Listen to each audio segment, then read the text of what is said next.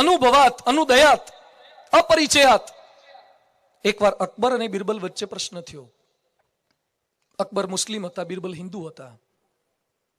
એટલે અકબર કહે છે તમારા ભગવાન હોય તો દેખાતા કેમ નથી? એટલે બિરબલ થોડા મૂંઝાય. એને દીકરાને ખબર પડી કે દીકરો કે હું આવીશ જવાબ આપવા માટે. અને પછી ઘરેથી દૂધનું બોગણું લઈ ગયો અકબરના દરબારની અંદર. અકબર કે જવાબ આપવાનો છે ને આ દૂધનું બોગણું ભરીને હું લાયો? એ કે દૂધમાં ઘી છે કે નહીં? અકબર કે મને પૂછે, હા કે તમને પૂછ્યું દૂધમાં ઘી છે કે નહીં? હા કે છે ને, ઘી તો દૂધમાંથી જ બને. એ કે કાઢો, બતાવો મને. દૂધમાં ઘી છે તમે માનો છો તો બતાવો મને. અકબર કે એમ થોડું ઘી દેખાય, એના માટે દૂધને જમાવવું પડે, છાસ કરવી પડે, દહીંમાંથી છાસ કરવી પડે, માખણ કરવું પડે, તાવવું પડે, અને સરખું બનાવતા આવડે તો ઘી થાય, નહીં તો કોલસા થાય. ત્યારે બિરબલનો દીકરો કહે છે ખાલી દૂધમાંથી તમારે ઘી કાઢવું હોય તો એ પ્રોસિજર કરવી પડે છે. તો ખાલી તમને પૃથ્વીમાં તરત ભગવાન બતાવી દઉં? પ્રોસિજર કર્યા વગર ભગવાન બતાવી દઉં? મહેનત કરવી પડે.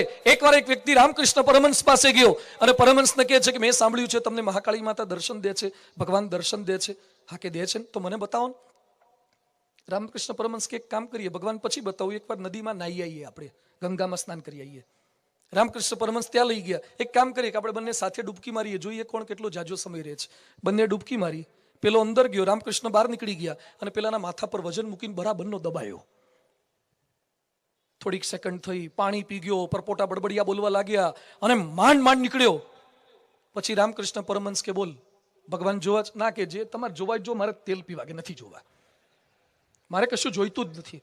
તમે સાધુ છો કે શેતાન છો? હું તમને ભગવાનનો પ્રશ્ન પૂછું, મને પાણીમાં લઈ ગયા, ડૂબાડી દીધો, મને મારી નાખવો તો? રામકૃષ્ણ પરમહંસ કે તું મને પ્રશ્ન પૂછતો હતો ને કે ભગવાન જોવા છે? કે ભગવાનની વાત તને કરું છું, પણ એ પહેલા મારા પ્રશ્નનો જવાબ આપ. મેં તને પાણીમાં ડૂબાડ્યું ત્યારે તને પીઝા ખાવાના વિચાર આવતા હતા? ના. મઠ્ઠો ખાવાના વિચાર આવતા હતા? ના. રસ પીવાના વિચાર આવતા હતા? ના. ફાકી ગુટકા માવા ખાવાના વિચાર આવતા હતા? ના. તો તને કયો વિચાર આવતો હતો? એ કે વહેલી તકે બહાર નીકળું તમને ફટકારવું. મને દબાઈ દીધો તો. રામકૃષ્ણ પરમહંસ કે તને પાણીમાં 1 મિનિટ કરતા ઓછો સમય રાખ્યો તો તને ગુંગળામણ થઈ, તું જન્મ મરણથી આ સંસારમાં ભટકે છે, તને પરમાત્માને પામવાનો એવો તલસાડ છે? ના કે આમ તો પાલનપુરમાં મજા આવે છે, ભગવાનને પામવાનો તલસાડ જોઈએ તો ભગવાન મળે. શબરીએ 70 વર્ષ રાહ જોઈ છે. શબરી બાલિકા હતી ત્યારથી એના ગુરુ બોલ્યા હતા કે તારા ત્યાં રામ આવશે. અને શબરીને ગુરુના વચનની અંદર સંપૂર્ણ શ્રદ્ધા, વિશ્વાસ. શબરીએ પૂછ્યું નહોતું ગુરુજી ક્યારે આવશે, કઈ તારીખ આવશે, કેટલા વાગે આવશે, કશું જ નહીં. ગુરુજી બોલ્યા ને રામ આવશે. શબરી રોજ પ્રતીક્ષા કરે, ફૂલોની માળા બનાવે, બોર લે અને બોર ચેક કરે, એઠા કરે, મીઠા બોર લઈને રામને ધરાવવા માટે રેડી રાખે.